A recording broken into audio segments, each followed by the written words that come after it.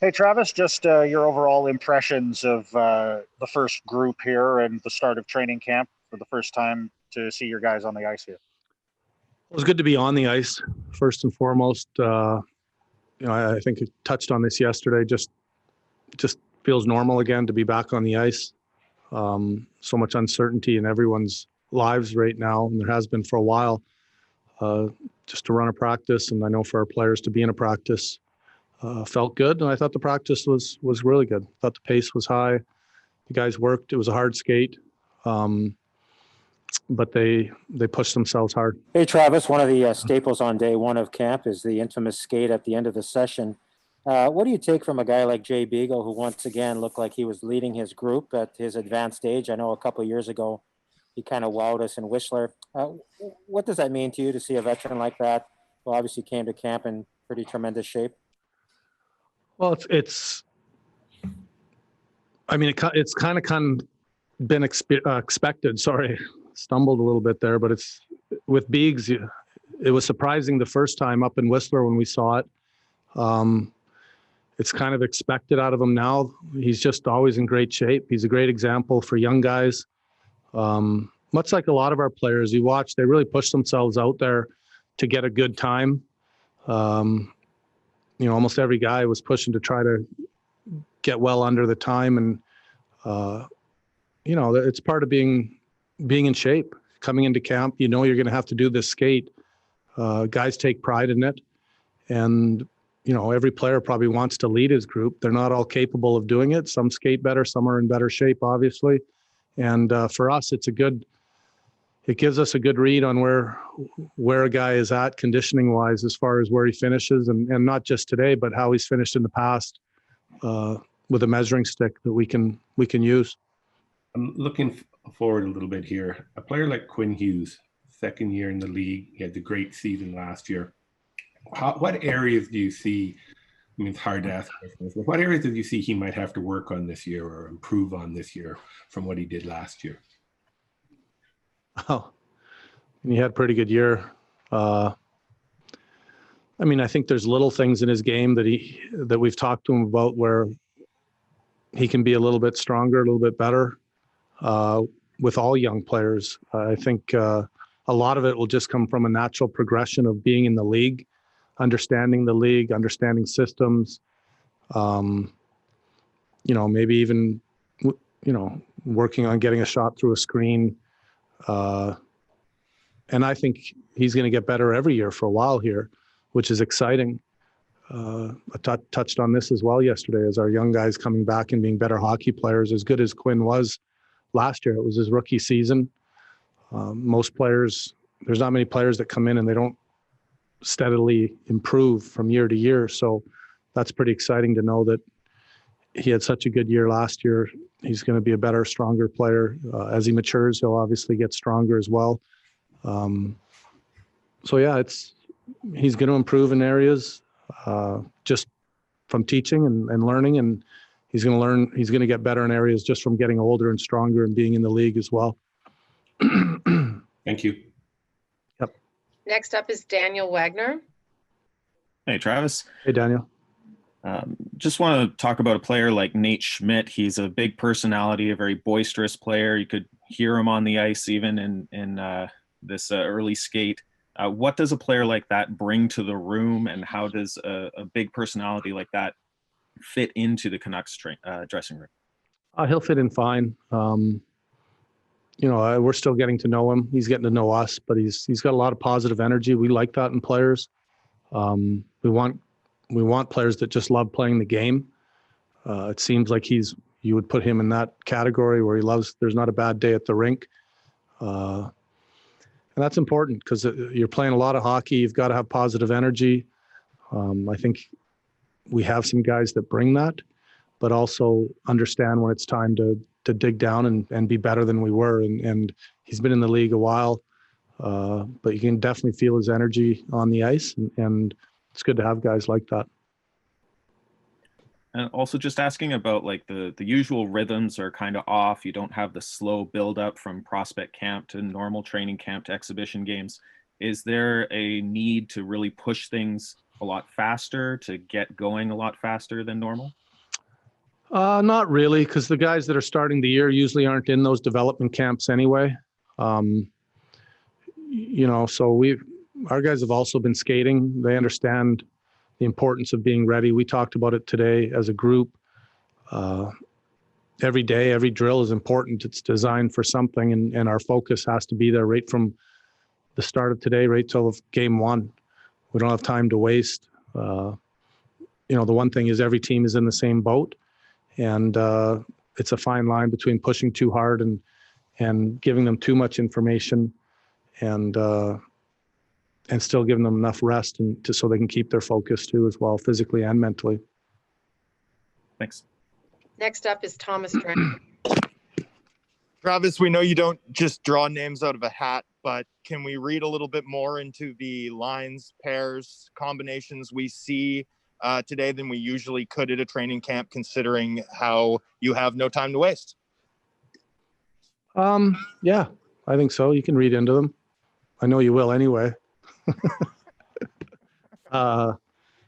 I think I'm trying to remember who we had on the ice today and what the lines were, but you probably saw Petey with Miller and Besser. So you might see that at times during the season.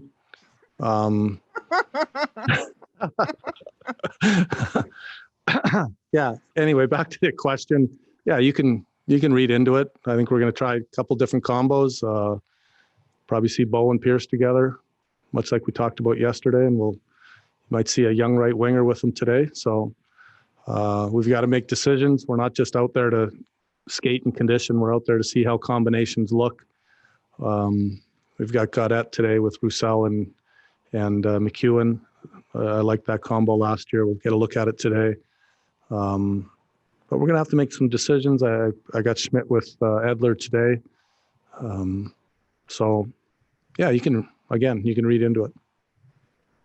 And I'll follow up with that. You mentioned the young right winger. I won't pick at the identity, but I do want to ask in general, with a younger guy who you want to see and sort of get a shot with, is it incumbent on you to maybe see that early, like get a sense of where those players are at early on in camp, so you can not move on, but just sort of go through the evaluative process a little bit quicker than usual? I think it is important. It's important for us. It's important for the player. We're not going to have a lot of time to, make decisions. And neither is the player. We don't really have time for guys to dip their toe in the water. Some of the young guys, and it takes some time. Every young player is a little bit different. Some of them come in and they feel comfortable right away, and some of them, they need some time. They need some seasoning just to feel comfortable in their surroundings on the ice.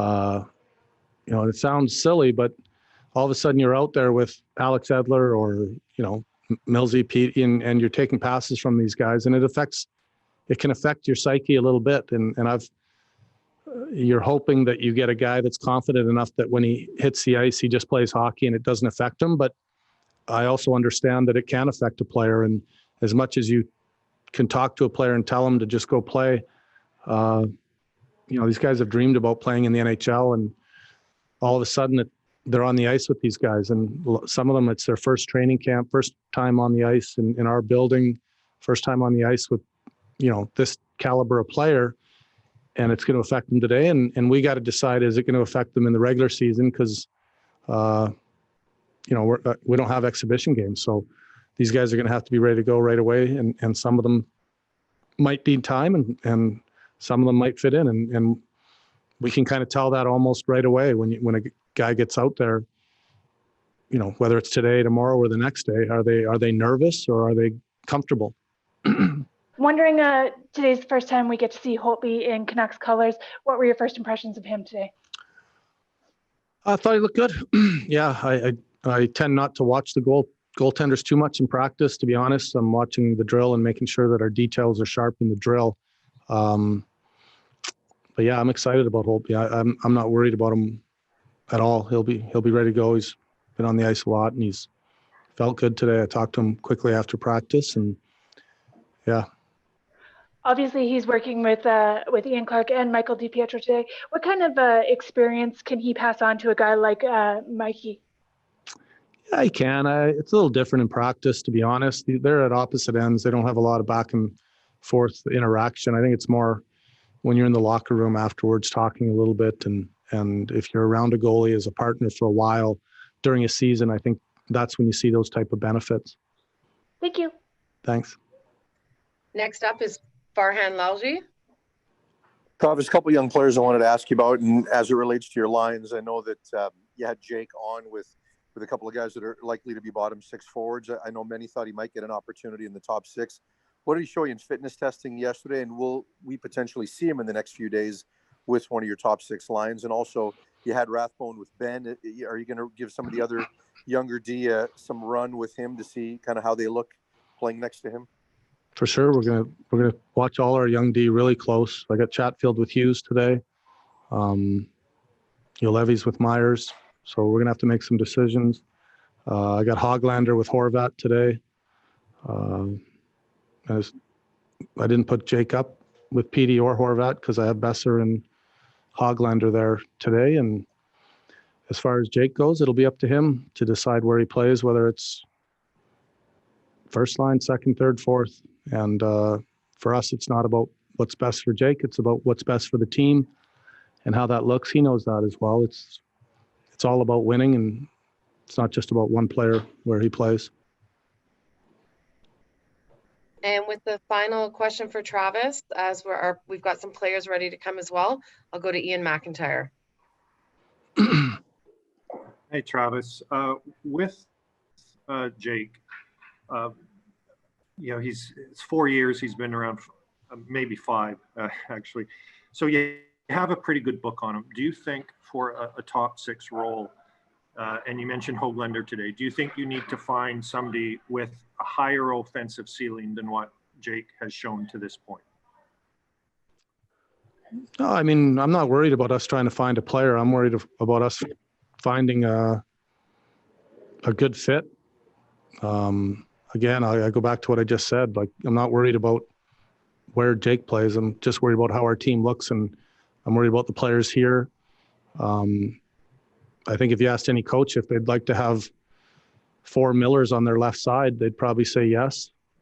I mean, the more you want the best players you can on your team, but I think we're fine with what we had. We started this year last year this way, and we'll figure out who's going to play there in due time. I'm not going to know probably till a couple days before the Edmonton game.